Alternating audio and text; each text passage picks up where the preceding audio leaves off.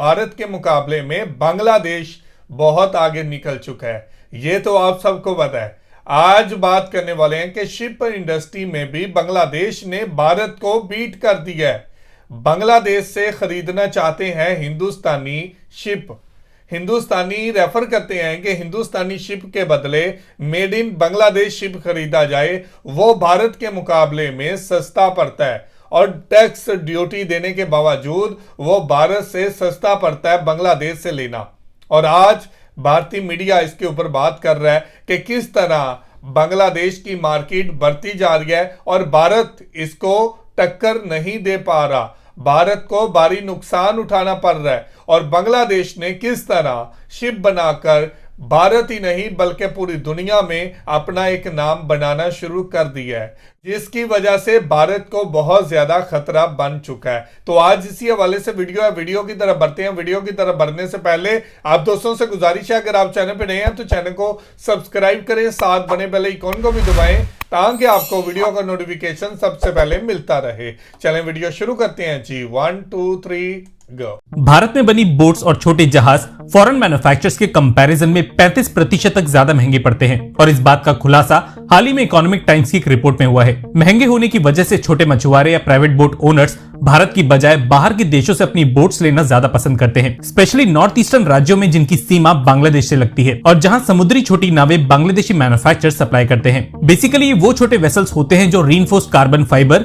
Steel या लकड़ी से बने हुए होते हैं और जिनका इस्तेमाल मेनली मछलियां पकड़ने या कम दूरी तक सामान ढोने और लोगों को पहुंचाने में होता है। अब क्योंकि भारत में बनी नावें 35% तक ज्यादा महंगी होती हैं, इसलिए जाहिर तौर पे छोटे भारतीय शिप बिल्डर्स कम्पीट नहीं कर पाते और यही वजह है कि इंपोर्टेड फिशिंग वेसल्स, टग बोट्स और पैसेंजर फेरीज पे बेसिक कस्टम ड्यूटी को 50% तक बढ़ाने की मांग रखी गई है। इस आर्टिकल के मुताबिक लोकल शिप बिल्डर्स ने मिनिस्ट्री ऑफ फाइनेंस के आगे इस प्रस्ताव को पेश किया है, जिससे इंपोर्टेड वेसल्स के आगे भारतीय बोट्स को ज्यादा कॉम्पिटिटिव बनाया जा सके। पर क्या इस कदम को लेने से भारतीय शिप बिल्डर्स कॉम्पिटिटिव बन सकेंगे, वो भी बांग्लादेशी शिप बिल्डर्स के मुकाबले, जहां का इंफ्रास्ट्रक्चर ऑलरेडी भारत के मुकाबले काफी पीछे है? हमारे हिसाब से नहीं, बल्कि हमें ऐसा लगता है कि ऐसा करने से हम अपनी शिप इंडस्ट्री को और इनकॉम्पिटिटिव बना देंगे। लोकल शिप बिल्डर्स का कहना है कि बाकी देशों की तरह भारत में लॉन्ग टर्म और लो कॉस्ट फंड्स की कमी है, इसलिए सरकार की तरफ से सेक्टर को कोई खास सपोर्ट नहीं मिल पाता और इसकी वजह से पूरी दुनिया की शिप बिल्डिंग इंडस्ट्री में भारत का केवल 1% ही हिस्सा है। कस्टम ड्यूटी बढ़ाने से लोकल मैन्युफैक्चरर्स भारत का मार्केट तो कैप्चर कर सकेंगे, लेकिन विदेशी बाजारों में उन मैन्युफैक्चरर्स के आगे इनका टिकना मुश्किल हो जाएगा जो साउथ कोरिया, जापान और चाइना में बेस्ड हैं और ये तीनों देश पूरे विश्व की 80% शिप बिल्डिंग इंडस्ट्री पे कब्जा जमाए हुए हैं। आपको बता दें कि अभी भी अगर कोई प्राइवेट ऑपरेटर किसी चाइनीज कंपनी से किसी छोटे वेसल को खरीदता है तो इसके बदले केवल 5% की इंपोर्ट ड्यूटी ही सरकार को पे करनी पड़ती है और इस 5% को मिलाने के बाद भी भारतीय बोट्स और शिप्स महंगे पड़ते हैं। इसका एक रीजन ये और हो सकता है कि भारत में सेफ्टी नॉर्म्स काफी ज्यादा स्ट्रिक्ट हैं, जिसकी वजह से इंफ्रास्ट्रक्चर पे उतना ही ज्यादा पैसा खर्च करना पड़ता है। अभी सेफ्टी नॉर्म्स बांग्लादेश को छोड़ के बाकी और देशों पे भी लागू होते हैं,